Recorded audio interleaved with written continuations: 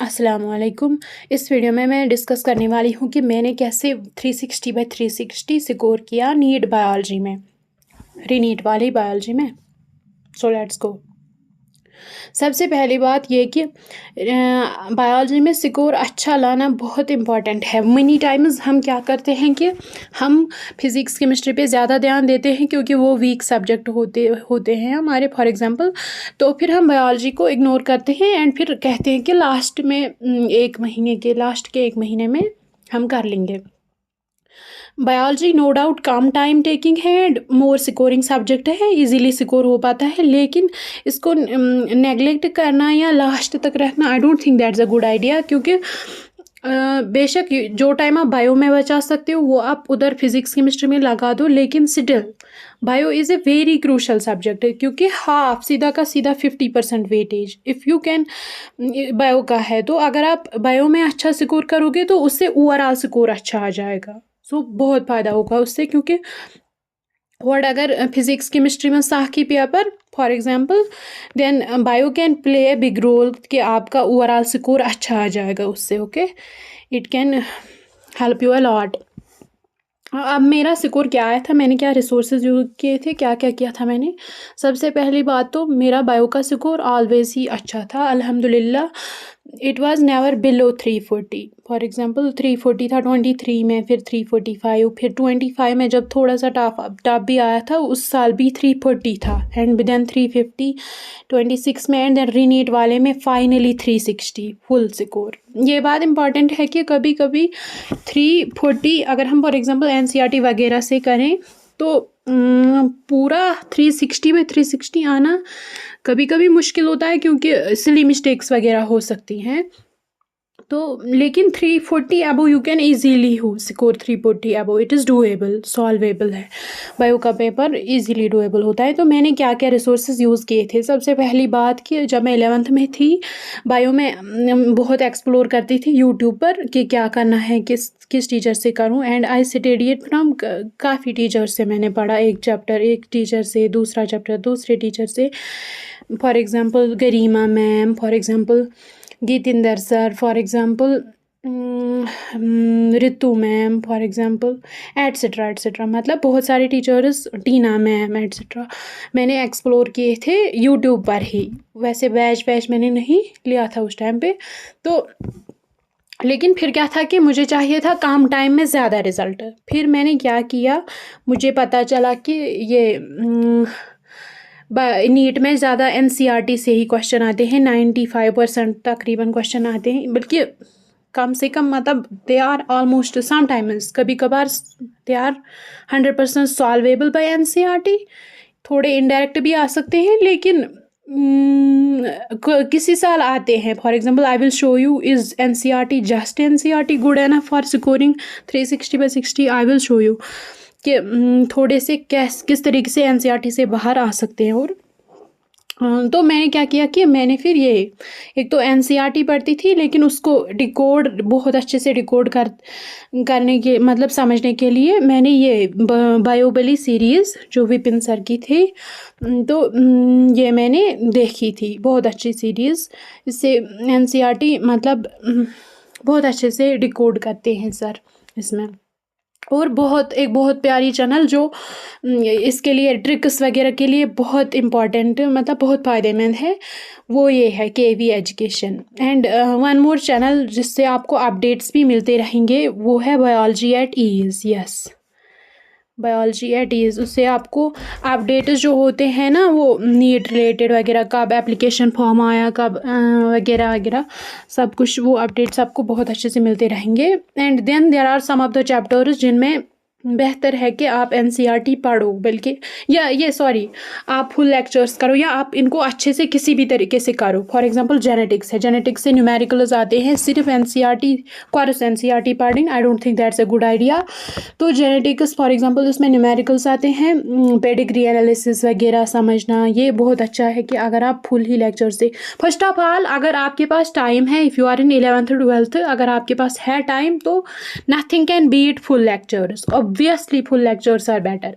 लेकिन अगर आप फॉर एग्जांपल ड्रॉपर हो, अभी 8 ही महीने हैं, यू आर थिंकिंग से व्हाट में फिजिक्स केमिस्ट्री वीक, तो मैं जो टाइम बायो में बचा सकता हूँ वो मैं उधर दूँ, तो obviously go with NCERT and go with some things जिनसे आप एनसीईआरटी के जो बेस्ड हो एनसीईआरटी के टाइम बचाने के लिए। ओके, बाकी you are smart enough to figure out for yourself ज तुम क्या छो करन, तो कुछ चैप्टर छो तुम कमज़ोर वगैरह एवरीथिंग। ओके, मैंने इस साल जब मैं लास्ट ड्रॉप में थी, पिछले साल मैंने स्टार्ट किया था बायो में फुल लेक्चर्स देखना, समाप्ति मैम एंड विपिन सर से, और बहुत अच्छा पढ़ाते हैं और बहुत मतलब मज़ा आया था वो चैप्टर्स करने में पहले के। लेकिन फिर my chemistry and physics was falling apart, तो मुझे लगा फिर it's not a good idea तिकाज बस न होड़ पोशने फिजिक्स केमिस्ट्री, तो मैं तो पत करूँ ये बायोलॉजी में एनसीईआरटी से ही करूँगी, या और ना सिर्फ एनसीईआरटी बल्कि डीपीपीएस सारे को ज़्यादा में बासन बायो हसी करना डीपीपीएस, क्योंकि वो इजीली सॉल्व होते थे तो कॉन्फिडेंस बूस्ट होता था। एंड ये कि टेस्ट्स जो उनके टेस्ट्स होते थे ज़ूलॉजी बॉटनी में अच्छे खासे लेवल टेस्ट्स, क्योंकि उनमें वो अच्छे खासे थॉट प्रोवोकिंग क्वेश्चन जो सोचने पे मजबूर करते थे वो डालते थे, असर्शन रीज़न एवरीथिंग वो मैं करती थी। तो हाँ, कम्प्लीटली कट आउट नहीं हुई थी मैं बायो से। For example even if you have done already bio, क्योंकि तो फिर भी आप टेस्ट अगर आपने बायो किया भी है ना और आप सोचते हैं कि मैं इसमें टाइम बचाऊंगा, तो फिर भी इट इज़ बेटर से जो सिलेबस होता है ना, जो टेस्ट होता है उसके सिलेबस के अकॉर्डिंग कम से कम साथ साथ ही आप बायो रिवाइज करते रहो। एंड वो क्वेश्चन डीपीपीज या टेस्ट बहुत अच्छे से करो, क्योंकि आखिर में फिर मुश्किल हो जाता है एक साथ रिवाइज करना। कट आउट नहीं होना चाहिए बायोलॉजी से। बेशक जो टाइम आप बायो में बचा सकते हो वो आप उधर फिजिक्स केमिस्ट्री में लगा दो, क्योंकि वहाँ ज़्यादा टाइम लगता है और मार्क्स कम आते हैं, ज़्यादा टाइम लगा कर भी कम आते हैं। बायो ऐसा सब्जेक्ट है कि कम ही टाइम लगा के बहुत ज़्यादा स्कोर आप कर सकते हो। सो सम ऑफ द चैप्टर जो मैंने यहाँ पे रखे, जेनेटिक्स में बहुत अच्छे से पढ़ना बहुत इंपॉर्टेंट है। इवोल्यूशन में for example Hardy Weinberg equilibrium, उससे वो आता है ना पी स्क्वायर फ्रीक्वेंसीज वगैरह क्यों स्क्वायर 2p क्यों वगैरह, उससे क्वेश्चन आ सकते हैं। प्लांट फिजियोलॉजी फोटोसिंथेसिस रेस्पिरेशन समझना मुश्किल होगा तो बिल्कुल लॉन्ग लेक्चर से करें। बायोटेक्नोलॉजी या जो भी आपको ह्यूमन फिजियोलॉजी भी कभी कभी समझने के लिए आप लॉन्ग लेक्चर्स भी यूज़ कर सकते हैं, जो आपको अपने हिसाब से बेटर लगे, जिस चीज़ में आपको कमी है। Now coming to the point, NCERT से किस तरीके के क्वेश्चन आते हैं। फर्स्ट ऑफ ऑल एनसीईआरटी का एवरीथिंग इज़ इम्पॉर्टेंट। एनसीईआरटी की एक एक चीज़ इम्पॉर्टेंट है। फॉर एग्जांपल 2025 का क्वेश्चन था ये रिडक्शनिस्ट बायोलॉजी, इसके के लिए कौन सा करेक्ट है, तो इसका ये आई थिंक फिजिको-केमिकल आया था इसका, ये यहाँ से लिया गया था। जो इंट्रोडक्शन वाला पार्ट होता है ना यूनिट से पहले, उससे भी क्वेश्चन आया था यहाँ पे। So it is also very important है, एनसीईआरटी से कुछ भी मिस नहीं करना। साइंटिस्ट्स इंपॉर्टेंट है, ऑफकोर्स इंपॉर्टेंट है। जो ये यूनिट से पहले साइंटिस्ट्स होते हैं ना, ये बहुत इंपॉर्टेंट है। For example father of ecology आया था, 2025 का ही है ये। और इसमें भी ज़्यादा इम्पॉर्टेंट एक तो इन्होंने क्या किया था साइंटिस्ट्स ने, इनकी कंट्रीब्यूशन वगैरह या अवार्ड्स वगैरह, ये ज़्यादा इम्पॉर्टेंट है।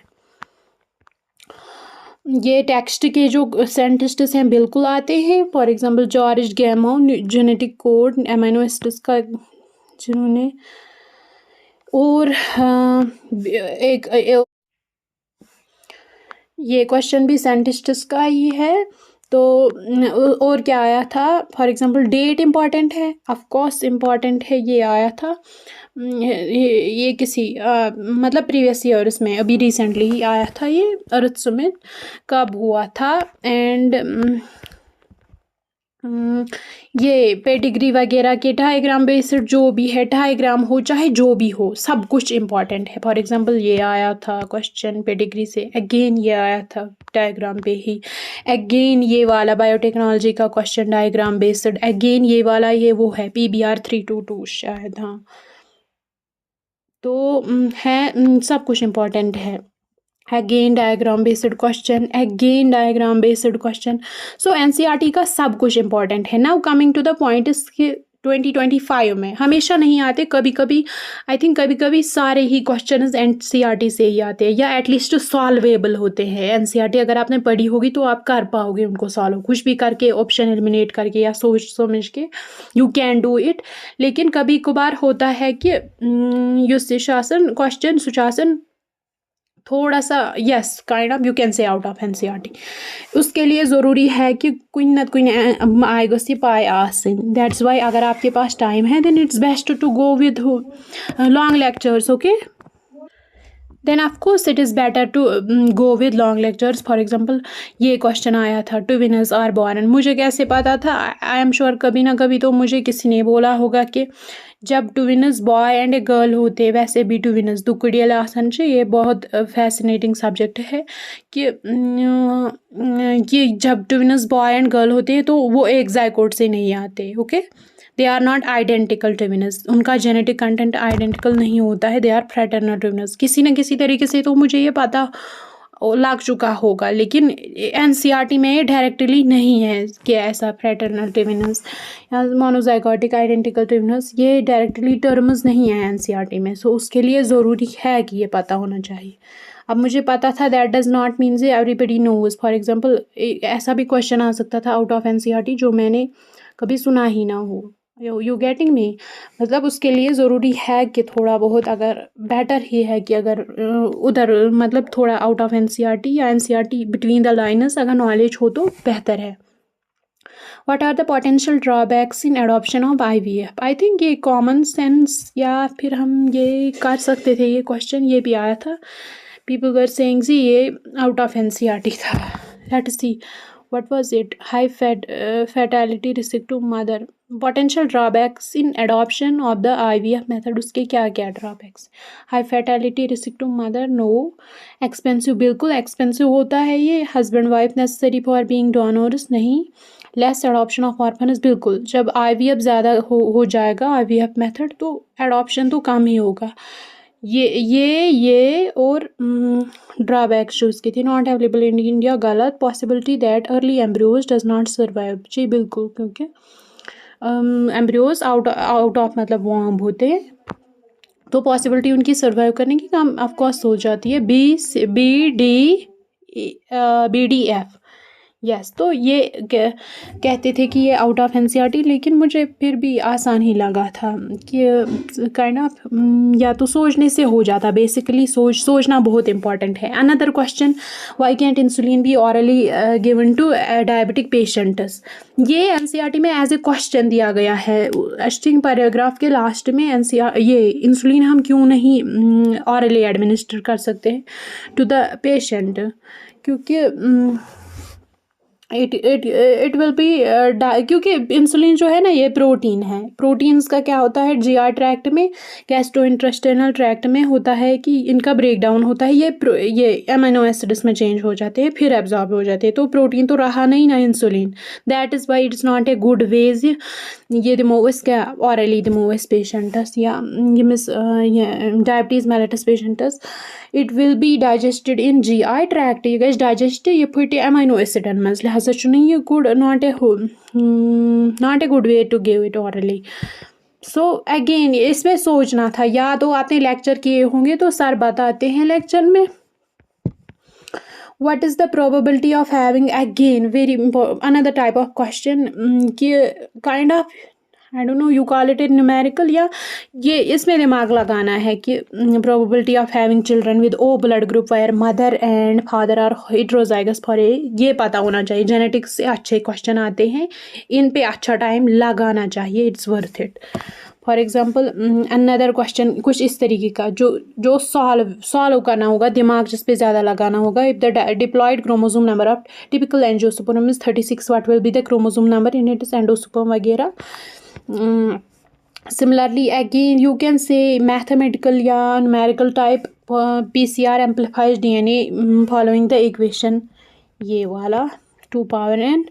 अगेन एक तरह का न्यूमेरिकल समझो आप, ये आया था कंसिडर है, वैसे ये ईजी था इस साल का। तो आई मीन हर तरह का क्वेश्चन करना इम्पॉर्टेंट है बायो में। जैसे चाहे वो एसर्शन रीज़न बहुत इम्पॉर्टेंट है, ट्रू फॉल्स करेक्ट स्टेटमेंट्स या इनकरेक्ट स्टेटमेंट्स कुछ वो भी इम्पॉर्टेंट है उस तरह का question. Another type of question is number of correct statements, मतलब स्टेटमेंट्स 2-3 आसन दित्त 4 आसन दित्त तमो मज आसन वनन नंबर तल कस नंबर कितने नंबर ऑफ स्टेटमेंट्स इनमें से करेक्ट हैं 2।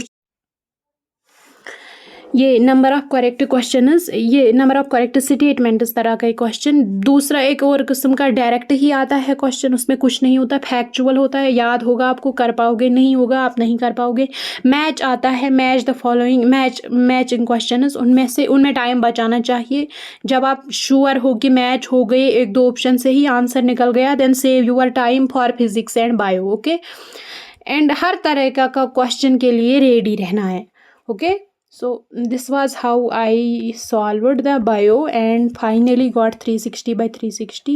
हालांकि इससे पहले मेरे किसी भी अटेम्प्ट में 360 by 360 तो नहीं आए थे, लेकिन 340 से भी बिलो कभी नहीं हुआ था।